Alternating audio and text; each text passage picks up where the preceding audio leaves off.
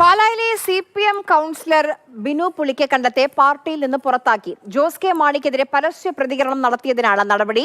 കേരള കോൺഗ്രസിനെതിരെ കഴിഞ്ഞ കുറച്ചു നാളുകളായി ബിനു പുളിക്കക്കണ്ടം ഇടിഞ്ഞു നിൽക്കുകയായിരുന്നു.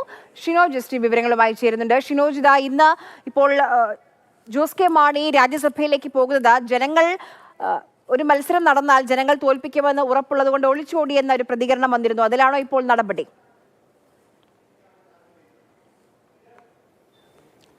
തീർച്ചയായും ആര്യ, ഈ രാജ്യസഭാ സീറ്റ് കിട്ടിയില്ലായിരുന്നെങ്കിൽ ഒരുപക്ഷെ ജോസ് കെ മാണി നിയമസഭ കാണണമെങ്കിൽ നോമിനേറ്റഡ് അംഗമായി നിയമസഭയിലേക്ക് എത്തണം. അല്ലെങ്കിൽ ഒരുപക്ഷെ ജോസ് കെ മാണി നിയമസഭ കാണില്ല എന്ന തരത്തിലായിരുന്നു ഇന്ന് രാവിലെ ബിനു പുളിക്കക്കണ്ടത്തിൻ്റെ പ്രതികരണം. അതിന്മേലാണ് ഇപ്പോൾ നടപടി ഉണ്ടായിരിക്കുന്നത്. പാർട്ടിയിൽ നിന്ന് അദ്ദേഹത്തെ പുറത്താക്കിയതായി CPM ജില്ലാ സെക്രട്ടറി തന്നെ വ്യക്തമാക്കിയിരിക്കുന്നു. കഴിഞ്ഞ കുറച്ച് നാളുകളായി ബിനു പുളിക്കക്കണ്ടവും അതുപോലെ തന്നെ പാലാ നഗരസഭയിലെ മറ്റ് ചില കൗൺസിലർമാരുമായുള്ള ബന്ധം അത്ര നല്ലതല്ല.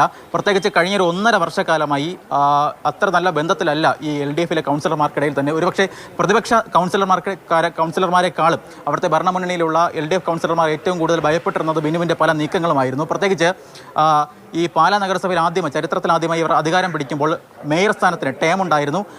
ആദ്യത്തെ 2 കൊല്ലം കേരള കോൺഗ്രസ്, അത് കഴിഞ്ഞ് CPM, അവസാനത്തെ 2 വർഷം വീണ്ടും കേരള കോൺഗ്രസ് എന്നതായിരുന്നു ഈ ടേമിൻ്റെ കാലാവധി എന്ന് പറയുന്നത്.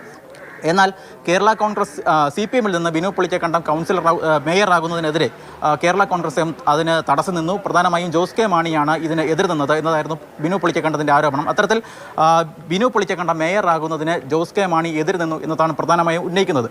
ഈ വിഷയത്തിൽ തന്നെയാണ് ജോസ് കെ മാണി ബിനു പുളിക്കക്കണ്ടം തമ്മിലുള്ള വ്യക്തിവൈരാഗ്യത്തിന് ആരംഭം കുറിക്കുന്നതും അങ്ങനെയാണ്. തുടർന്ന് ഇപ്പോൾ വന്നിരിക്കുന്ന ഈ രാജ്യസഭ സീറ്റ് വിഷയവുമായി ബന്ധപ്പെട്ട് ജോസ് കെ മാണിക്കെതിരെ ബിനു പുളിക്കക്കണ്ടം ഉന്നയിച്ച പ്രധാനപ്പെട്ട ആരോപണങ്ങൾ, ആരോപണങ്ങളെല്ലാം കൂടി കണക്കിലെടുത്തുകൊണ്ടാണ് ഇപ്പോൾ CPM ജില്ലാ കമ്മിറ്റി തന്നെ ബിനു പുളിക്കക്കണ്ടത്തിനെ പാർട്ടിയിൽ നിന്ന് പുറത്താക്കിയതായി ഔദ്യോഗികമായി വിശദീകരണം അറിയിച്ചിരിക്കുന്നത്. എന്തായാലും ബിനു പുളിക്കക്കണ്ടം ഈ വിഷയത്തിൽ എന്ത് നടപടി സ്വീകരിക്കും, എന്ത് പ്രതികരണമാണ് നടത്താൻ പോകുന്നതെന്നാണ് ഏവരും ആകാംക്ഷയോടെ കാത്തിരിക്കുന്ന കാര്യം.